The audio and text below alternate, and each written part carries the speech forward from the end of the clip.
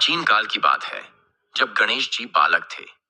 उनका मन बाल सुलभ कौतूहल और चंचलता से भरा था। वे अपने पिता शिव और माता पार्वती के साथ कैलाश पर्वत पर रहते थे। एक दिन जब माता पार्वती ने उन्हें पढ़ाई के लिए बैठाया, तो गणेश जी ने एक सवाल पूछा। माता, क्या पढ़ाई केवल पुस्तकों तक सीमित है या इसे संसार में कहीं भी पाया जा सकता है? माता पार्वती मुस्कुराईं और बोलीं, पुत्र, ज्ञान हर जगह है, लेकिन उसे पाने के लिए मन, धैर्य और समझ की आवश्यकता होती है। गणेश जी ने यह बात मन में रख ली और ज्ञान की खोज पर निकलने का निश्चय किया।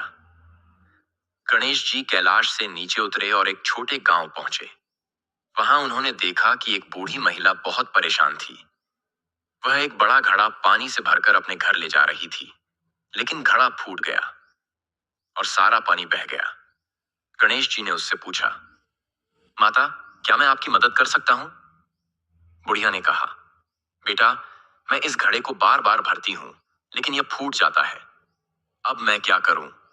गणेश जी ने अपनी बुद्धिमत्ता का उपयोग करते हुए पास के जंगल से मिट्टी लाई और घड़े की दरार को ठीक किया।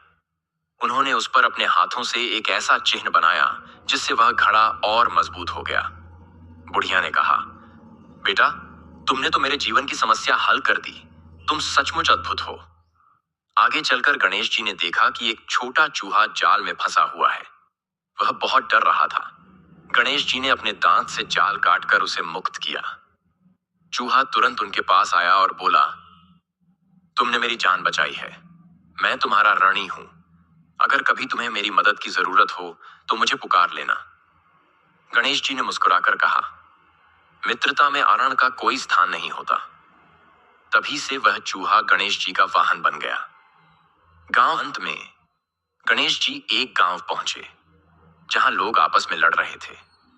कुछ लोग पानी के बंटवारे को लेकर झगड़ रहे थे, तो कुछ भोजन के। गणेश जी ने अपनी सूंड से सबका ध्यान खींचा और कहा, अगर आप लोग इस तरह लड़ते रहे तो कभी सुखी नहीं रह पाएंगे। ज्ञान की सबसे बड़ी शिक्षा है साझा करना। उन्होंने गांव के तालाब का पानी बांटने का ऐसा उपाय सुझाया जिससे सबकी जरूरतें पूरी हो गईं। इसके बाद उन्होंने गांव में भोजन का भंडारण और वितरण ठीक करने का भी सुझाव दिया।